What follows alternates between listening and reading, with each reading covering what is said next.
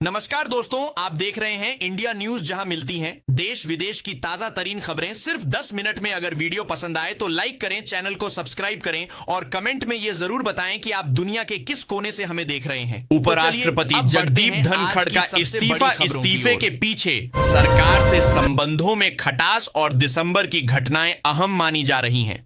विपक्ष ने उपराष्ट्रपति चुनाव के लिए बनाई रणनीति इंडिया गठबंधन अब साझा उम्मीदवार उतारने की तैयारी कर रहा है।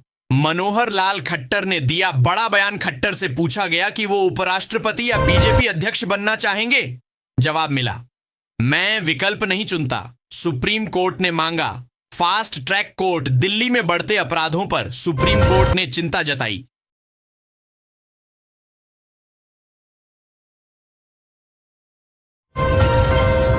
भारत न्यूजीलैंड एफटीए वार्ता हुई पूरी नई दिल्ली में। भारत और न्यूजीलैंड की फ्री ट्रेड एग्रीमेंट की दूसरी बैठक 14-25 जुलाई तक चली। यूके में भारत का एफटीए हुआ साइन। 23-24 जुलाई को पीएम मोदी के ब्रिटेन दौरे पर भारत यूके व्यापार समझौते पर दस्तखत हुए। टेक्सटाइल क्षेत्र को बड़ा फायदा। इस समझौते से भारत को यूके में टेक्सटाइल निर्यात पर ड्यूटी फ्री पहुंच मिली। भारत में पहली बार हाइड्रोजन ट्रेन का परीक्षण। आईसीएफ चेन्नई ने हाइड्रोजन ईंधन से चलने वाली ट्रेन के पहले कोच का सफल परीक्षण किया।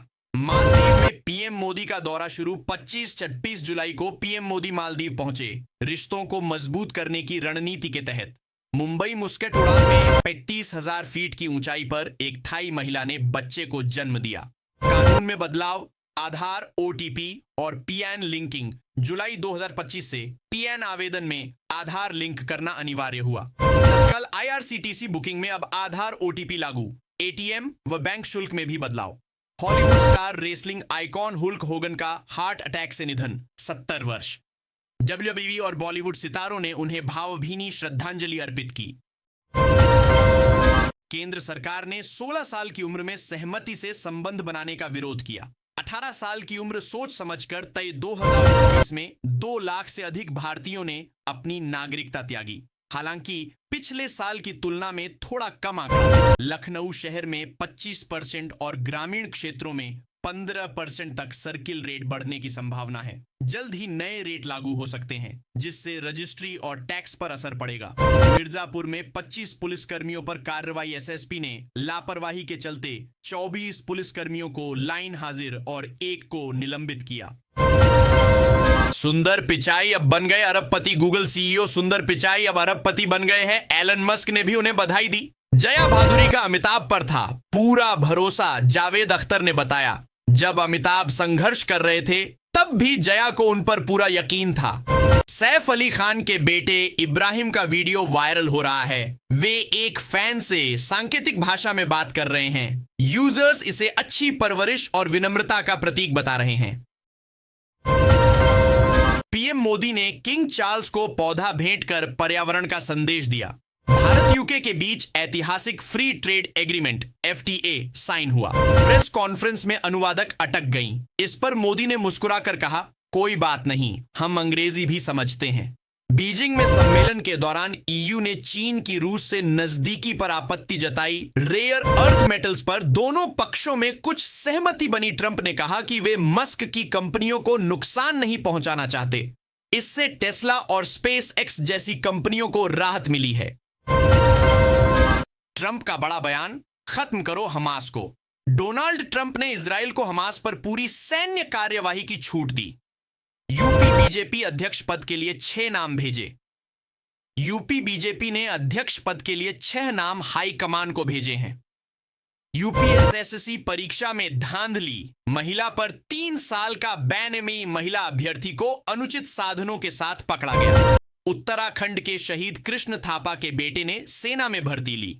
वो उसी गोरखा रेजिमेंट में शामिल हुआ जहां उनके पिता थे।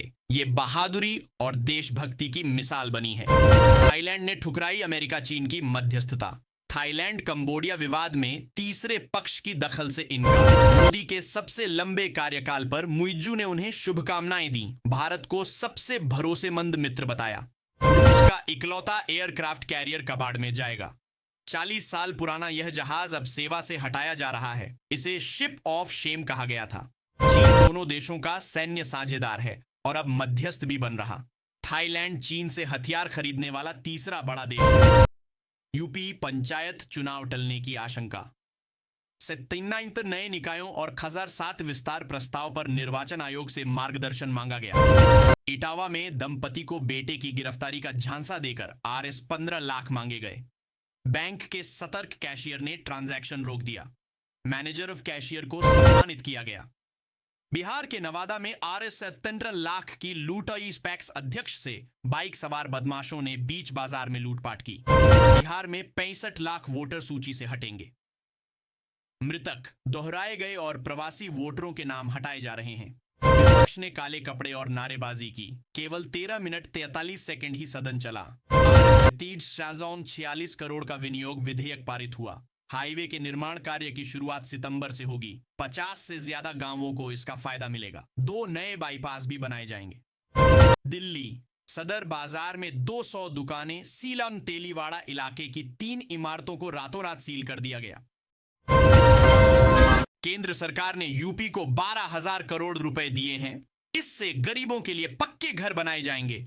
हर परिवार को करीब 2.5 लाख रुपए की मदद मिलेगी। यूपी में आज बड़ी सरकारी भर्ती परीक्षा हुई। इसमें करीब 10 लाख छात्र शामिल हुए। हर सेंटर पर सख्त निगरानी रखी गई थी। यूपी सरकार अब आर्टिफिशियल इंटेलिजेंस एआई पर काम कर रही है। किसानों और युवाओं को एआई सिखाया जा रहा है। अमरोहा और उत्तराखंड में ड्रोन चोरों की अफवाह फैली। डर के कारण भीड़ ने लोगों पर हमला कर दिया। एक मजदूर की हादसे में जान चली गई। लखनऊ का मेडिकल कॉलेज अब और बेहतर बनने की तैयारी में है। इसके लिए अस्पताल की सुविधाएं सुधारी जा रही हैं। सरकार ने 1,800 करोड़ रुपए का बजट दिया है। जुलाई के पहले हफ्ते में वन महोत्सव के तहत 35 करोड़ पौधे लगाए गए। सड़क किनारे, पार्क और गांवों में सबसे ज्यादा पेड़ लगे। बहराइच में 2 युवकों को अगवा कर उनके साथ मारपीट हुई। उन्हें जबरदस्ती नारे लगवाए गए और टॉर्चर किया गया। नोएडा में जल्द ही पर्यटन मेले का आयोजन होगा। यहां यूपी की कला, शिल्प और संस्कृति को दिखाया जाएगा। गोरखपुर को पूर्वांचल एक्सप्रेसवे से जोड़ने वाला हाईवे चालू हो गया है। इससे सफर आसान और तेज हो गया। दिल्ली देहरादून हाईवे पर वाइल्ड लाइफ कॉरिडोर तैयार। नए हाईवे में एशिया का सबसे लंबा जंगली जानवरों के लिए रास्ता। कजोल और पृथ्वीराज की फिल्म सार्वजनीन जियो हॉटस्टार पर रिलीज से कुछ घंटे में लीक हो गई। सैयारा बनी 2025 की ब्लॉकबस्टर आहान पांडे और अनीट पडा की सैयारा रिलीज के 8 दिनों में 200 करोड़ से ऊपर कमाई पर पहुंची। अभी तक ये वर्ष 2025 की तीसरी सबसे बड़ी हिंदी हिट बनी। अगस्त में सन ऑफ सरदार 2 रिलीज होगी। पहले 25 जुलाई की थी रिलीज। अब यह फिल्म 1 अगस्त तक आगे बढ़ा दी गई है। दादक 2 का ट्रेलर चर्चित तृप्ति दिमरी और सिद्धांत चतुर्वेदी की फिल्म दादक 2 का ट्रेलर चर्चा में।